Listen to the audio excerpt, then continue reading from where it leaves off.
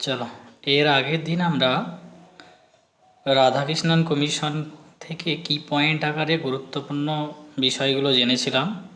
তো আজকে তারই উপর থেকে আমরা চলো এমসিকিউ প্র্যাকটিস করব। তো খুব গুরুত্বপূর্ণ এমসিকিউগুলো আমরা দেখব, তোমাদের পরীক্ষার জন্য উপযোগী। তো প্রত্যেকে তোমরা প্র্যাকটিস করবে এবং আমার উত্তর বলার আগে তোমরা নিজেরা চেষ্টা করবে, কার কতগুলো ঠিক হচ্ছে সেগুলো কমেন্টে জানাবে। চলো, আজকে আমরা 25টি এমসিকিউ গুরুত্বপূর্ণ দেখব বিশ্ববিদ্যালয় কমিশনের উপর থেকে। তো দেখো, প্রথম কোশ্চেন আমরা যেটা প্রশ্ন রয়েছে আমাদের, স্বাধীন ভারতের প্রথম শিক্ষা কমিশন বা বিশ্ববিদ্যালয় শিক্ষা কমিশন কত সালে গঠিত হয়? মানে এই কমিশনটা কত সালে গঠিত হয়েছিল, প্রতিষ্ঠিত হয়েছিল? তো দেখো, তোমরা নিজেরা চেষ্টা করবে এবং কতগুলো ঠিক হচ্ছে চেষ্টা করবে। দেখো, চলো, সঠিক উত্তর হচ্ছে আমাদের কমিশনটি 1948 সালে। চলো, দ্বিতীয় কোশ্চেন আমরা জানব, বিশ্ববিদ্যালয় শিক্ষা কমিশনের সভাপতি বা চেয়ারম্যান কে ছিল? সভাপতি বা চেয়ারম্যান কে ছিলেন? আমরা বলেছিলাম যে কমিশনের সভাপতির নাম অনুসারে কমিশনের নামকরণ করা হয়। তাহলে দেখো, কমিশনের নামও আমরা আরেক নাম জানি, যে কি না, তো কোঠারি কমিশন, এবং সভাপতি কে ছিলেন? Doctor DS Kothari. চলো, 3 নম্বর দেখব আমরা প্রশ্ন এবার, যে বিশ্ববিদ্যালয় মঞ্জুরি কমিশন, যাকে ইউজিসির পুরো নামটা খুব ইম্পর্টেন্ট, ইউনিভার্সিটি গ্র্যান্ট কমিশন, বাংলায় বিশ্ববিদ্যালয় মঞ্জুরি কমিশন, এটি গঠনের সুপারিশ করেছিল কোন কমিশন? তোমাদেরকে বলেছিলাম যখন পড়াই কি পয়েন্ট আকারে, এগুলো খুব গুরুত্বপূর্ণ প্রশ্ন। দেখো, কোন কমিশন হবে? বিশ্ববিদ্যালয় শিক্ষা কমিশন কিন্তু ইউজিসি গঠনের সুপারিশ করেছিল। 4 নম্বর দেখব আমরা, বিশ্ববিদ্যালয় মঞ্জুরি কমিশন বা ইউজিসি কত সালে একটি বিধিবদ্ধ সংস্থা হিসেবে স্বীকৃতি পায়? মানে আমি বলেছিলাম স্বশাসিত সংস্থা রূপে স্বীকৃতি পায়। ঠিক আছে, 1956 সালে। তাহলে তোমরা মাথায় রাখবে, কমেন্টে জানাবে ইউজিসি কত সালে গঠিত হয়, প্রতিষ্ঠিত কত সালে হয়। বিধিবদ্ধ সংস্থা রূপে তো স্বীকৃতি পেল 1956 সালে, তাহলে তৈরি হলো কত সালে ইউজিসি, সেটা বলবে। 5 নম্বর দেখো, রাধাকৃষ্ণন কমিশন স্নাতক ডিগ্রির মেয়াদকাল কত বছর করার সুপারিশ করেছিল? স্নাতক আর স্নাতকোত্তর ছিল, স্নাতকটা কিন্তু 3 বছরই বলেছিল।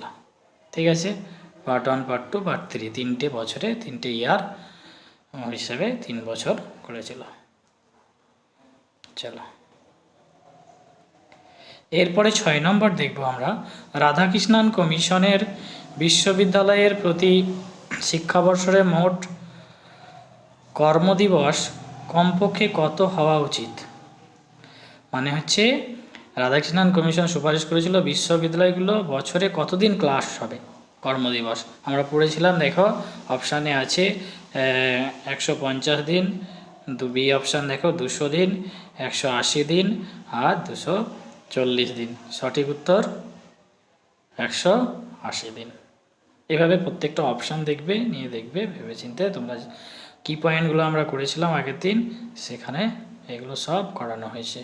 যারা আগের ক্লাসটা না করেছো তারা ওটা আগে আমার এই লিঙ্কে যাবে এবং দেখবে ভিডিওগুলো আছে, ওটা দেখবে, তারপরে এই ক্লাসটা করবে, তাহলে আরও পারবে ভালো। চলো, 7 নম্বর দেখো, রাধাকৃষ্ণন কমিশন অনুযায়ী বিশ্ববিদ্যালয় শিক্ষার্থীদের বা বিশ্ববিদ্যালয়ে মোট শিক্ষার্থীর সংখ্যা সর্বোচ্চ কত হওয়া উচিত? বলছে বিশ্ববিদ্যালয়ে কতগুলো শিক্ষার্থী থাকবে একটা বিশ্ববিদ্যালয়ে কমপক্ষে, কমিশন বলেছিল। তো বলছে 1000 জন, 2000 জন, 3000 জন, ডি অপশান বলছে 5000 জন। তাহলে বিশ্ববিদ্যালয়ে ছিল, কলেজে বলেছিল একটা, কত হবে? মহাবিদ্যালয়ে আর বিশ্ববিদ্যালয়ে, তো বিশ্ববিদ্যালয়ে হবে অপশান সি, 3000 জন। তো তোমরা কমেন্টে জানাবে যে মহাবিদ্যালয়ে কতজন বলেছিল। দেখো, পরের কোশ্চেনে আছে, রাধাকৃষ্ণন কমিশন অনুযায়ী একটি সংযুক্ত বা অনুমোদিত কলেজে শিক্ষার্থীর সংখ্যা সর্বোচ্চ কত হওয়া উচিত? যেটা বলতে বলতে কোশ্চেনটা দেখো, 1500, 2000, 1000, 3000। আমরা বিশ্ববিদ্যালয়ে দেখলাম 3000, আর কলেজে দেখব আমরা 1500 জন পড়বে। তো এই প্রশ্নগুলো প্রচণ্ড ইম্পর্টেন্ট। যারা ক্লাস ডিটেলস না করেছো, কি পয়েন্ট আকারে, যেগুলো খুব শর্টের মধ্যে কি পয়েন্ট আকারে আমি গুরুত্বপূর্ণ কি পয়েন্ট আকারে ক্লাস করিয়েছি, ওই ক্লাসগুলো যদি দেখো তোমরা এই এমসিকিউগুলো সব পেরে যাবে। চলো,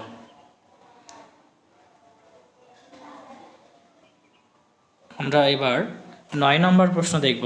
বিশ্ববিদ্যালয় শিক্ষা কমিশনে ভারতীয় ও বিদেশি সদস্য মিলিয়ে মোট কতজন ছিল? মানে দুটো মিলে, ভারতীয় এবং বিদেশি মিলে মোট 8 জন, 12 জন, 10 জন, 14 জন। খুব ইম্পর্টেন্ট প্রশ্ন, দেখো কতজন ছিল? মোট ছিল 10 জন। তোমরা ভারতীয় এবং বিদেশি দুটোই মাথায় রাখবে, পরবর্তীতে আমরা দেখব কোশ্চেন আছে কি। দেখো, রাধাকৃষ্ণান কমিশনের কতজন বিদেশি শিক্ষাবিদ সদস্য হিসাবে ছিলেন? 2 জন, 3 জন, 5 জন, 7 জন। মোট ছিল কজন? 10 জন, যার ভিতরে বিদেশি ছিল দেখো কতজন? 3 জন। দেখবে টিগার্ড, ড্রাফ, মর্গান এরা ছিল। শর্টকাটে মাথায় রাখবে এগুলোকে, তাহলে পেরে যাবে। 3 জন বিদেশি ছিল। দেখো, রাধাকৃষ্ণান কমিশনে ধর্মীয় শিক্ষার ক্ষেত্রে কি সুপারিশ করেছিল? ধর্মীয় শিক্ষার ক্ষেত্রে কি বলছে দেখো, এই অপশানে বলছে সমস্ত শিক্ষা প্রতিষ্ঠানে ধর্মীয় শিক্ষা বাধ্যতামূলক করতে হবে, এটা বলেছিল না। বি অপশান বলছে শিক্ষা ও ধর্ম সম্পূর্ণ বিচ্ছিন্ন থাকবে, শিক্ষা থেকে ধর্ম আলাদা থাকবে, এটাই বলেছিল না। সি অপশান বলেছিল ধর্মীয় শিক্ষা হবে সম্পূর্ণ ঐচ্ছিক, মানে নিজের ইচ্ছেই, এটা কি। ডি অপশান বলছে শুধুমাত্র বিশেষ ধর্মের শিক্ষা দেওয়া হবে, এরকম কি বলেছিল। দেখো, 4টি অপশানের মধ্যে কি হবে? Option C. কি হবে? Option C. কি লেখা আছে দেখো, ধর্মীয় শিক্ষা হবে সম্পূর্ণ ঐচ্ছিক, নিজের ইচ্ছায় ধর্ম শিক্ষা, কোনো বাধ্যতামূলক করা হবে না, কারোর উপর জোরপূর্বক করা হবে না, কমিশন বলে। দেখো, 12 নম্বর প্রশ্ন কি বলছে, রাধাকৃষ্ণান কমিশন বিশ্ববিদ্যালয়ের শিক্ষকদের কয়টি শ্রেণীতে বিভক্ত করার সুপারিশ করেছিল? এগুলো সব করানো হয়েছে কি পয়েন্ট আকারে, তোমরা ক্লাস করলে একদম সবগুলো পেরে যাবে। তো দেখো, কটি বলেছিল? 4টি। Option B. 2, 3, 4, 5 আছে, অপশান বিতে হবে 4টি। তোমরা জানো যে প্রথম র্যাঙ্কে থাকবে প্রফেসর, তারপরে থাকবে অ্যাসোসিয়েট প্রফেসর, অ্যাসিস্ট্যান্ট প্রফেসর, তারপরে থাকবে লেকচারার, গেস্ট লেকচারার। এই 4টি শ্রেণী বলেছিলাম, রিডার, এগুলো যে নাম ছিল। 13 নম্বর দেখো, রাধাকৃষ্ণান কমিশন অনুযায়ী বিশ্ববিদ্যালয়ের শিক্ষকদের অবসর গ্রহণের বয়স কত হওয়া উচিত? কমিশন কি বলেছিল? তোমাকে বলেছিলাম যে শিক্ষকগুলো বয়সের সুপারিশ কত করা হয়েছিল। তো এখানে হবে 60 বছর। কিন্তু এখানে আরেকটা জিনিস গুরুত্বপূর্ণ মনে রাখবে, যে যারা প্রফেসর ছিল এদের বয়সটা আবার বাড়ানো হয়, তখন 65, মানে তাদেরটা কত করা হয়েছিল? 65 করা হয়েছিল। কাদের? একমাত্র যারা প্রফেসর থাকবে, বাকি রিডার বা গেস্ট লেকচারার যারা হবে, মানে অ্যাসিস্ট্যান্ট প্রফেসর, অ্যাসোসিয়েট প্রফেসর বা গেস্ট লেকচারার, এদের সব 60 বছর, ঠিক আছে। আর শুধু 65 বছর কার জন্য সুপারিশ করা হয়েছিল? তো যারা প্রফেসর র্যাঙ্কে থাকবে, চলো অধ্যক্ষ র্যাঙ্কে। 14 নম্বর, রাধাকৃষ্ণান কমিশন অনুযায়ী একজন শিক্ষকের সপ্তাহে ন্যূনতম কত ঘন্টা শিক্ষাদান বা অধ্যাপনা করা বাধ্যতামূলক? মানে ওকে সপ্তাহে কত ঘন্টা পড়াতে হবে বিদ্যালয়ে, সেটা বলছে। একটা 7 দিনে তাকে দেখো 15 ঘন্টা, তাহলে বি অপশান, 15 ঘন্টা হবে উত্তর। দেখো, তারপরে দেখো 15 নম্বর প্রশ্ন কি বলছে, যে রাধাকৃষ্ণান কমিশন পরীক্ষা ব্যবস্থার উন্নতির জন্য কিসের উপর জোর দিয়েছিল? এ অপশান বলছে শুধুমাত্র বাহ্যিক পরীক্ষার উপর, বি অপশান বলছে অভ্যন্তরীণ ও মূল্যায়ন ও বাহ্যিক পরীক্ষার সমন্বয়ের উপর, শুধুমাত্র নৈর্ব্যক্তিক বা এমসিকিউ প্রশ্নের উপর, না পরীক্ষা ব্যবস্থা বাতিলের উপর। তাহলে কোনটা হবে? না তো বি অপশান, অভ্যন্তরীণ বলতে পারি আমরা, বি অপশান হবে, মাথায় রাখবে। তারপরে দেখো, রাধাকৃষ্ণান কমিশন ভারতের কোন অঞ্চলের শিক্ষার উন্নতির জন্য গ্রামীণ বিশ্ববিদ্যালয় স্থাপনের সুপারিশ করেছিল? শহরের, না গ্রামের, না উপকূল অঞ্চলের, না পার্বত্য অঞ্চলের? তাহলে উত্তর কি হবে? আমরা দেখব গ্রাম অঞ্চলে, তাই তো, গ্রাম অঞ্চলের শিক্ষার জন্য গ্রামীণ বিশ্ববিদ্যালয়। তারপরে দেখো 17 নম্বর প্রশ্ন কি বলছে, রাধাকৃষ্ণন কমিশন নারী শিক্ষার সুপারিশের বিষয়ে কি সুপারিশ করেছিল?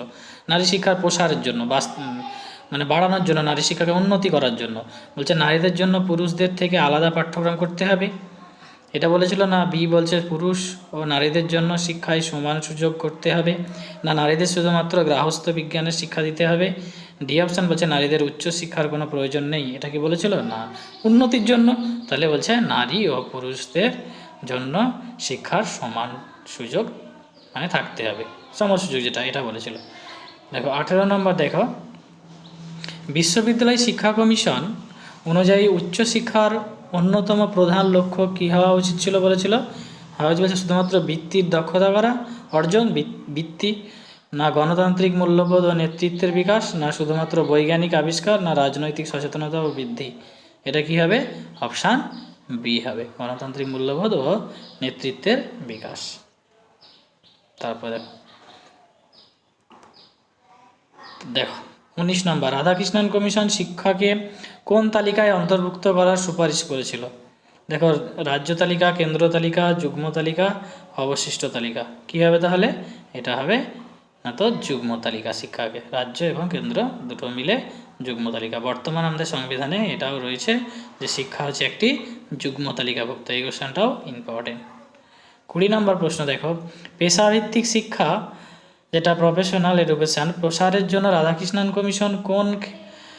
কমিশন কোন ক্ষেত্রে শিক্ষার উন্নতির সুপারিশ করেছিল? চিকিৎসা, কৃষি ও ইঞ্জিনিয়ারিং শিক্ষা, না শুধুমাত্র আইন শিক্ষা, শুধুমাত্র কম্পিউটার শিক্ষা, শুধুমাত্র চারুকলা শিক্ষা?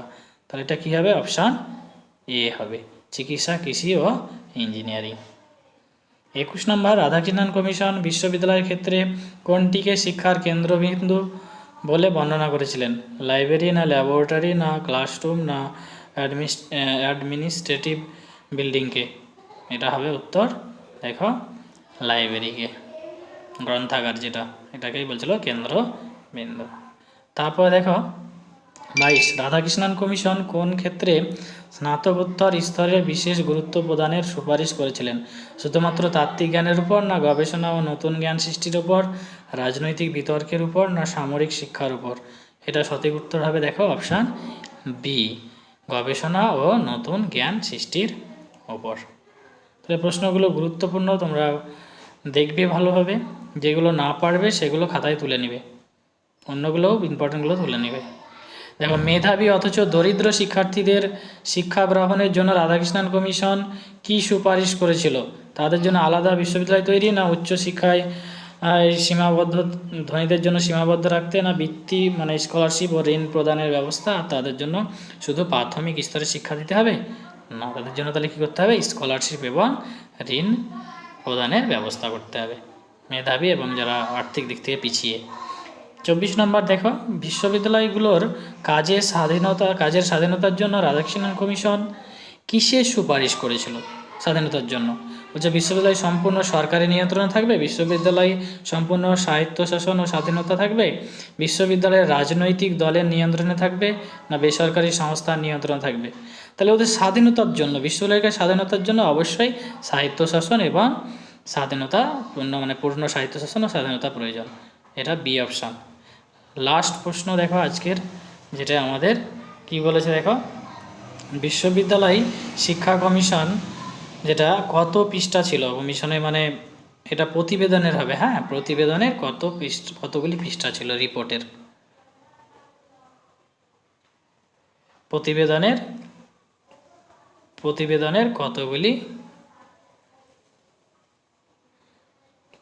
কতগুলো পৃষ্ঠা ছিল? তো কতগুলো পৃষ্ঠা হবে বলো তোমরা? দেখো 747টি পৃষ্ঠার কথা বলেছিল।